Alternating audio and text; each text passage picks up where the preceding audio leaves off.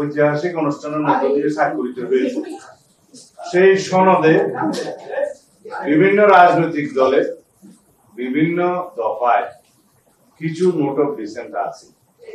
সেই note of dissent গুলোর ক্ষেত্রে বলাও আছে সনদে যে দলগুলো যদি নির্বাচনী ইশতেহারে উল্লেখ করে জনগণের ম্যান্ডেট পায়, নোট অফ ডিসেন্ট গুলো তারা সেইভাবে বাস্তবায়ন করতে পারবে। এখানে আমরা 100% একমত। এখনো আমরা সেই জায়গায় আছি এবং আমরা স্বাক্ষরিত সনদের বাইরে নাই। কিন্তু যেভাবে জাতীয় ঐকমত্য কমিশন সরকারের কাছে সনদ বাস্তবায়নের উপায় সংক্রান্ত যে সুপারিশ প্রদান করেছে, তার মধ্যে নোট অফ ডিসেন্টের অংশগুলো উল্লেখিত নাই, একদম নেই। শুধু প্রস্তাবগুলোর ব্যাপারে 48টা দফা দিয়ে তারা একটা তফসিল করেছে।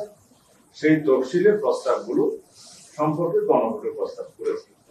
গণভোটের বিষয়ে আমরা একটা জাতীয় ঐকমত্যের স্বার্থে একই দিনে জাতীয় সংসদ নির্বাচনের দিনে একই দিনে গণভোটের মাধ্যমে জনগণের সম্মতি নেওয়ার জন্য জুলাই জাতীয় সনদের উপরে আমরা রাজি হয়েছিলাম। সেই জায়গায় আমরা আছি। এখন এই স্বাক্ষরিত সনদের বাইরে গিয়ে কোন রাজনৈতিক দল জুলাই সনদ বাস্তবায়নের জন্য যে অযৌক্তিক এবং নতুন নতুন ইস্যু করে যে আন্দোলন করছে, সেই ব্যাপারে তাদেরকে বক্তব্য প্রদান করতে পারেন।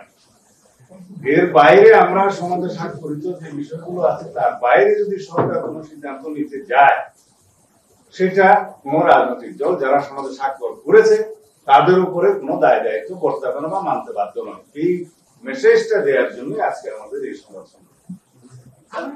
সাংবিধানিক আদেশ জারি করা, আপনারা রাষ্ট্রপতি জারিভাবে এই পক্ষে ছিলেন, আমাদের অন্যান্য দল দাবি করছে যে প্রধান উপদেষ্টা করবে। আপনি ওই জায়গায় অবস্থান দেখতে পাচ্ছেন?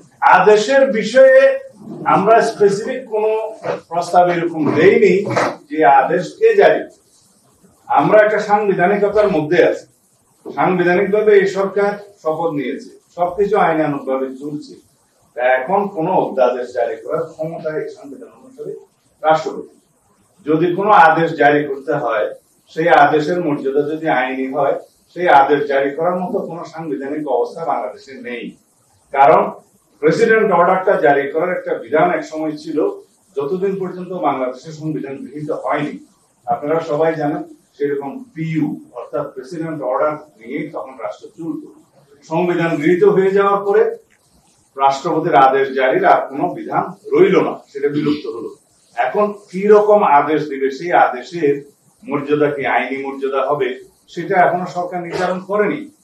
একমাত্র অধ্যাদেশ প্রণয়ন করা ছাড়া রাষ্ট্রপতির অন্য কোনো ভাবে আইন প্রণয়ন করার ক্ষমতা এখন নেই। Between two sessions of parliament রাষ্ট্রপতি অধ্যাদেশ জারি করতে পারে।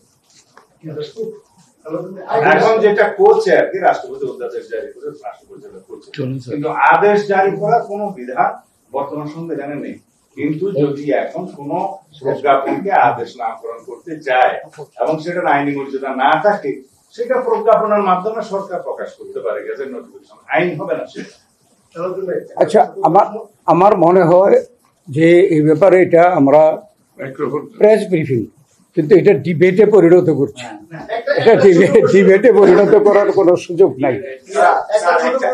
এই গণভোট ইস্যুতে রাজনৈতিক দলগুলোর আলোচনার সুযোগ আছে কিনা, সেটা সরকার যদি আলোচনার জন্য আহ্বান জানায়, সেই ক্ষেত্রে আলোচনার সুযোগ থাকতে পারে।